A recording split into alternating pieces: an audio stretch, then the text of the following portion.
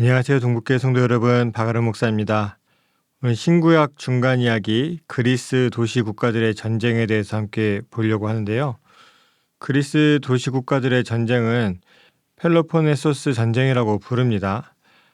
이 배경에는 어떤 배경이 있냐면 그리스 도시 국가들이 각 도시가 하나의 국가를 이루고 있을 때에 함께 힘을 모아서 대제국이었던 페르시아의 침공을 여러 번 막게 됩니다. 그렇게 되면서 페르시아는 그리스에게 동지중해 지배권을 빼앗기게 되는 거죠.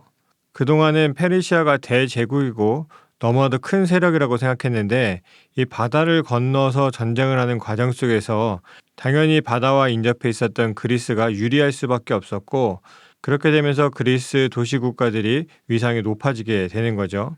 문제는 이 그리스의 도시 국가들이 한 나라가 아니었다는 게 문제입니다. 왜냐하면 전쟁에서 함께 힘을 모아서 승리했지만 전쟁에서 승리한 다음에는 누가 더 많은 것을 이루었는가, 그 공적에 대해서 따져볼 수밖에 없고 그 공적에 따라서 우위를 차지하는 일이 있었기 때문에 그리스 도시 국가들이 전쟁을 하기 시작합니다. 이 펠로폰네소스 전쟁의 시작은 이렇게 됩니다. 그리스 도시 국가들이 페르시아의 어떤 재침공에 대해서 준비하기 위해서 기금을 마련했습니다. 그런데 그 중에서 가장 공이 컸다라고 이야기할 수 있는 아테네가 이 기금을 사적으로 이용하기 시작해요. 자, 사적으로 어떻게 이용했냐 하면 아테네에 있는 파르테논 신전을 건립하는데 돈을 사용합니다. 동맹국들이 당연히 비난하고 동맹국들의 미움을 살 수밖에 없겠죠. 그런데 문제는 이거예요. 페르시아와의 전쟁에서 가장 극적으로 승리할 수 있었던 이유는 아테네의 해군이 강했기 때문입니다. 이 아테네는 지도에서 보시면 알겠지만 삼면이 지중해로 둘러싸여 있다라고 이야기할 수 있는 지형입니다. 그러다 보니까 페르시아가 지중해를 통해서 침략하려고 했을 때에 아테네가 가장 유리하게 페르시아를 막아낼 수 있는 거죠. 실제로 역사적으로도 그렇게 승리했습니다. 아테네는 해군이 강했고 우리가 잘 알고 있는 스파르타는 육군이 강했습니다. 근데 결정적으로 페르시아를 이길 수 있었던 것은 아테네의 해군이었고, 특히 살라미스 해전에서는 크게 승리하면서 아테네의 해군의 위험을 확실하게 보여줬습니다. 그래서 반대로 이야기하자면 나중에 페르시아 같은 제국들이 배를 타고 침략하게 될 때에 그것을 제일 손쉽게 막아낼 수 있는, 지상에 상륙하지도 못하게 만들 수 있는 것은 아테네밖에 없는 거예요. 그래서 아테네의 공적이 가장 클 수밖에 없고, 그래서 모든 기금들이 아테네에 모여 있었는데 아테네가 이 기금을 자기들이 사용하고 싶었던 파르테논 신전을 건설하는 데 사용하게 되는 거죠. 그래도 거기까지만 해도 논란의 여지로만 끝날 분위기였습니다. 그런데 더 큰 문제가 생기는데 아테네가 고린트라고 하는 지역까지 가져가려고 했어요. 자, 고린트라고 하는 지역은 어떠한 지역이냐? 우리 성경에 보게 되면 고린도 전후서가 있죠. 고린도가 지역의 이름인데 고린도가 현대식 발음이 고린트입니다. 그러니까 이 지역이 왜 중요하냐 하면요. 지도에서 보시면 알겠지만 배를 타고 무역할 때에 이 고린트를 지나가게 되면 굉장히 빠른 시일 안에 안전하게 갈 수가 있습니다. 반대로 바다를 돌아오게 되면 굉장히 오랜 시간이 걸리고 위험 부담이 클 수밖에 없는 거죠.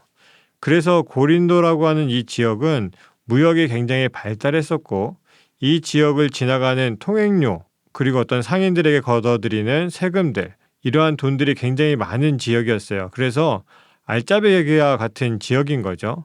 그러니까 이러한 고린도를 아테네가 차지하려고 하니까 주변 다른 나라들이 당연히 견제할 수밖에 없는 거죠. 그래서 펠로폰네소스 전쟁이 벌어지게 됩니다. 이 펠로폰네소스 전쟁은 기원전 431년부터 기원전 404년까지 약 27년에 걸쳐서 진행된 전쟁이었고요. 이 전쟁을 우리가 세 단계로 나누어 볼 수가 있습니다. 첫 번째 단계는 기원전 431년부터 421년까지 스파르타의 아테네 침공입니다. 아테네는 이 스파르타의 침공에 대해서 잘 방어했습니다. 그런데 하필 이때에 아테네 시내에 전염병이 돌게 되고, 그렇게 되면서 결국 1차 펠로폰네소스 전쟁의 승리는 스파르타가 차지하게 됩니다. 그리고 두 번째 단계는 양측 스파르타와 아테네가 휴전 협정을 맺고 전쟁 이전의 상태로 회복하기로 약속한 시기입니다. 기원전 421년부터 415년까지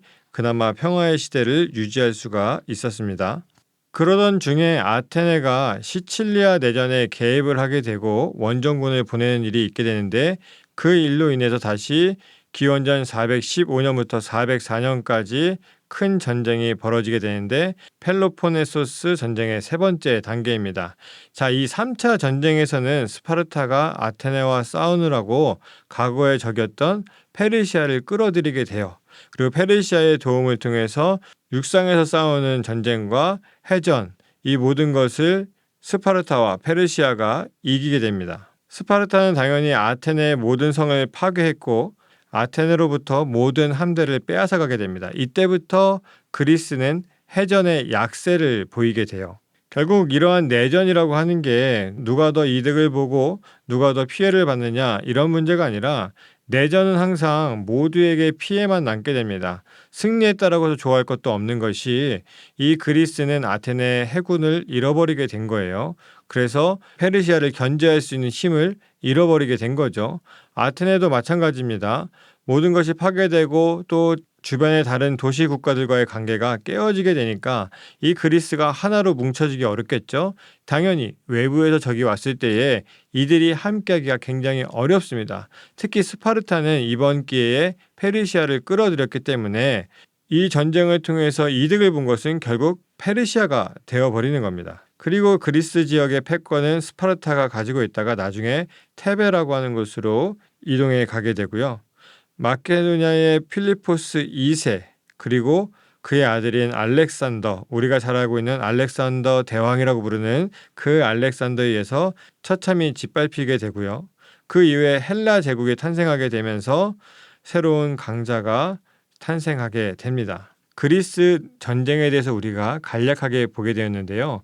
이 전쟁은 결국 페르시아와의 전쟁에서 승리할 수 있는 힘을 가졌던 그리스가 그 힘을 잃어버리게 되고 반대로 페르시아에게 힘을 실어주는 그러한 상황이 되어버리고요. 결국 스파르타가 그 모든 것을 가져갈 수 있었느냐, 후에는 테베라고 하는 곳에 결국 모든 것을 빼앗기는 그러한 상황이 오게 되고 패권이 넘어가게 됩니다. 그리고 이 테베는 자신들의 권력이 가장 강했을 때에 마게도나의 필리포스 2세 왕자를 인질처럼 데리고 있었는데, 후에 필리포스 2세가 마게도나로 돌아가게 되었을 때에 힘을 키워서 테베와 아테네, 그리스 이 모든 지역을 점령하게 되고, 그의 아들이었던 알렉산더가 페르시아가 있는 그 지역, 고대 근동사회로 넘어와서 모든 것을 점령하는 그러한 상황이 이어지게 됩니다. 재미있는 것은 누구도 영원한 패권을 가지지 못했다라고 하는 것이고, 또 한참 눌려 있었고 또 성장할 수 없을 것 같았던 마게도냐가 오히려 이 모든 것을 차지하는 것을 보게 됩니다.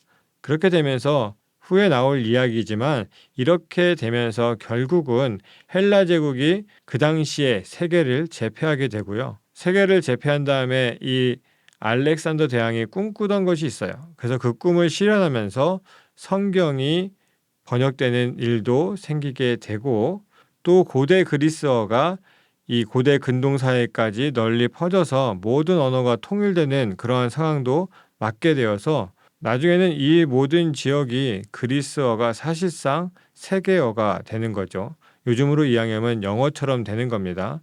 그러한 상황들을 연출하게 되고요. 그래서 신약 성경은 모두 고대 헬라어로 기록이 되어 있습니다. 고대 헬라어로 기록이 되어 있다는 것은 후에 그 모든 지역에 어디 가서든지 그 글이 읽힐 수가 있는 그러한 상황의 첫걸음이 바로 이 펠로폰네소스 전쟁이라고 이야기할 수 있을 것 같습니다. 오늘은 내용이 짧아서 간단하게 지나갑니다. 우리가 그리스의 모든 전쟁사를 다 다룰 수 없고 자세하게 볼 수 없지만, 이런 흐름을 통해서 성경이 더욱더 세상으로 나아갈 수 있는 준비가 되어가고 있구나라고 하는 것을 여러분들이 함께 느끼셨으면 좋겠습니다. 오늘은 여기까지 하겠습니다. 감사합니다.